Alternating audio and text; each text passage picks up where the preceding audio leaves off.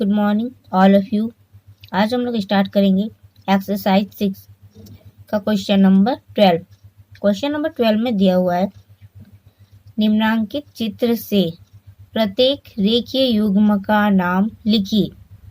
और दूसरे नंबर में दिया हुआ है निम्नांकित चित्र से शीर्षाभिमुख कोणों के प्रत्येक जोड़े का नाम लिखिए। तो आप ये जो चित्र देख रहे हैं इसे देखकर हमें प्रत्येक रेखीय युग्म का नाम बताना है और शीर्षाभिमुख के प्रत्येक जोड़े का नाम बताना है। तो पहले हम लोग जानते हैं कि रेखीय युग्म क्या होता है। यदि दो आसान कोणों के मापों का योगफल 180 डिग्री हो तो उसे एक रेखीय युग्म या रैखिक युग्म कोण कहा जाता है।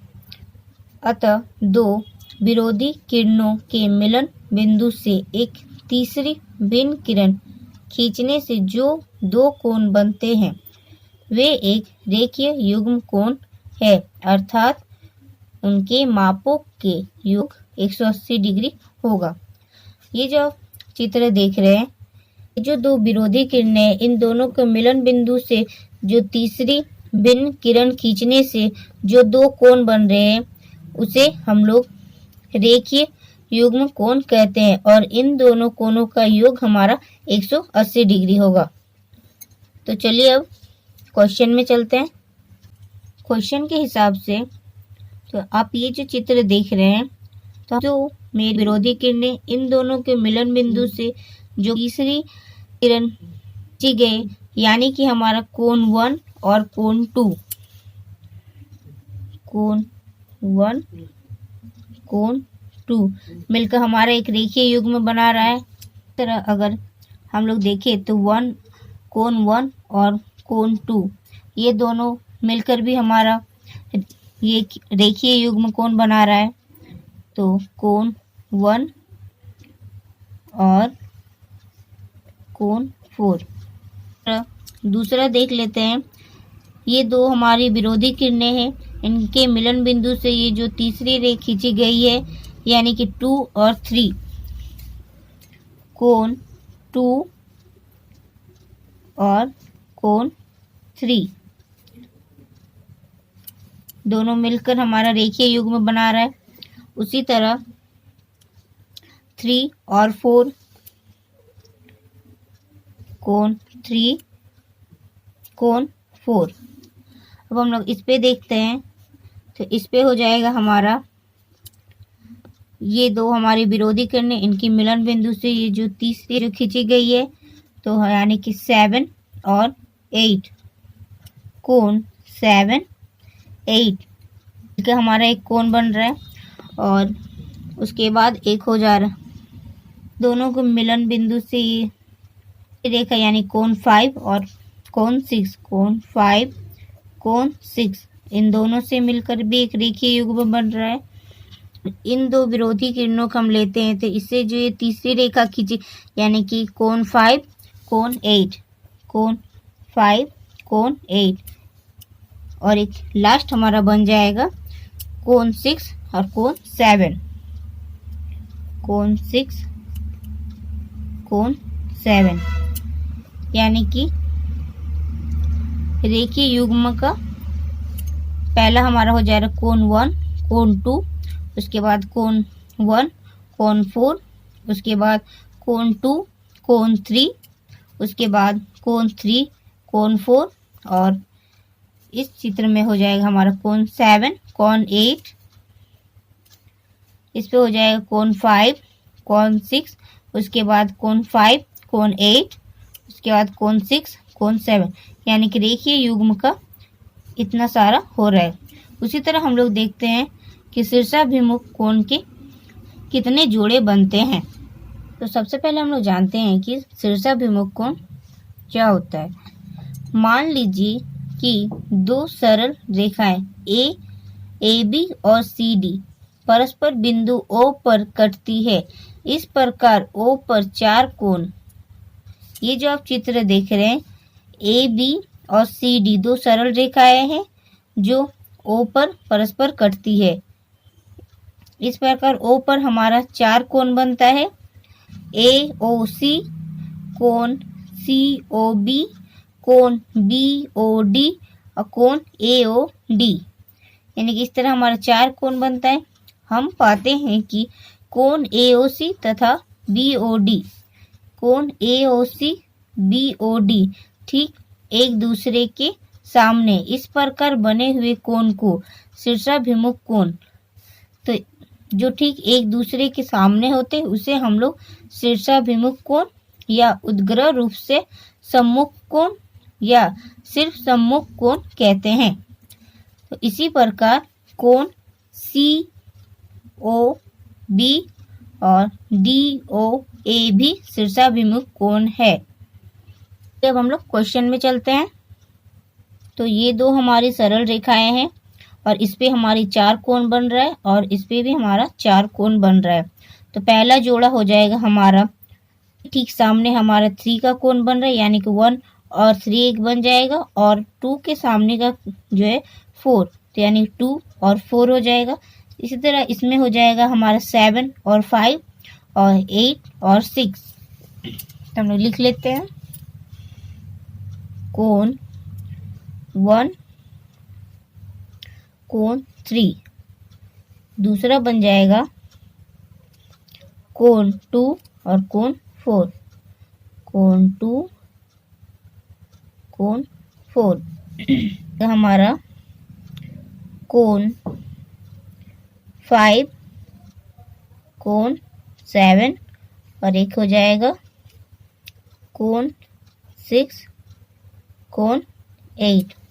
यानी कि शीर्षाभिमुख कोण के हमारे 4 जोड़े बनते हैं। हम लोग क्वेश्चन नंबर 13 को भी देख लेते हैं।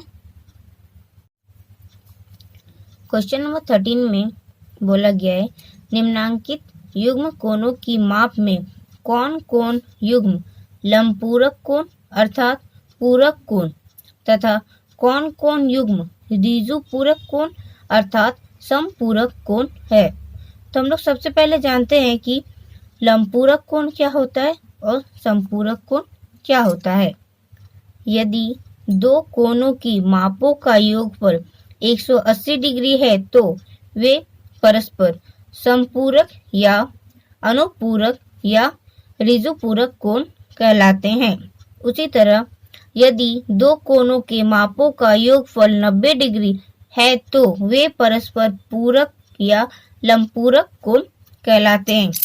यानी कि दो कोणों का योगफल अगर हमारा 90 डिग्री होता है तो हमारा पूरक कोण कहलाएगा, और अगर दो कोणों का योगफल 180 डिग्री हुआ तो वो हमारा समपूरक कोण कहलाएगा। चलिए अब क्वेश्चन में चलते हैं। तो क्वेश्चन में हमारा यहाँ पे दो कोणों का माप दिया हुआ है, तो हम इन दोनों को ऐड करते हैं। 65 degree plus 25 degree equal to 0.62819, यानी कि 13 का 1 में हमारा आ रहा है 90 डिग्री। 90 डिग्री यानी कि ये हो जाएगा हमारा पूरक कोण, पूरक कोण। इसी तरह हम लोग 2 नंबर को भी ऐड करते हैं। 140 degree plus 40 degree equal to 180 degree, तो यानी कि ये हो जाएगा हमारा समपूरक कोण या ऋजुपूरक कोण। 13 का 3 नंबर को ऐड करते हैं। 37 degree plus 53 degree equal to 90 degree, यानी कि ये भी हमारा हो जाएगा पूरक कोण। उसी तरह 13 का 4 नंबर को ऐड करते हैं। 70 degree plus 20 degree equal to 90 degree, यानी कि ये भी हो जाएगा हमारा पूरक कोण। 13 का 5 में दिया हुआ है 1 degree plus 179 degree equal to 180 degree, यानी कि ये हो जाएगा हमारा समपूरक कोण। उसी तरह हम लोग 6 नंबर को ऐड करते हैं। 90 degree plus 90 degree equal to 180 degree. तो ये हो जाएगा हमारा संपूरक कोण। 13 का 7 में हो जाएगा 45 degree plus 45 degree equal to 90 degree. ये भी हो जाएगा हमारा पूरक कोण या लंबपूरक कोण। इसी तरह हम लोग क्वेश्चन नंबर 14 को भी देख लेते हैं। क्वेश्चन नंबर 14 में दिया हुआ है रेखीय युग्म में से एक कोण अधिक कोण है तो दूसरा कोण किस प्रकार का कोण होगा।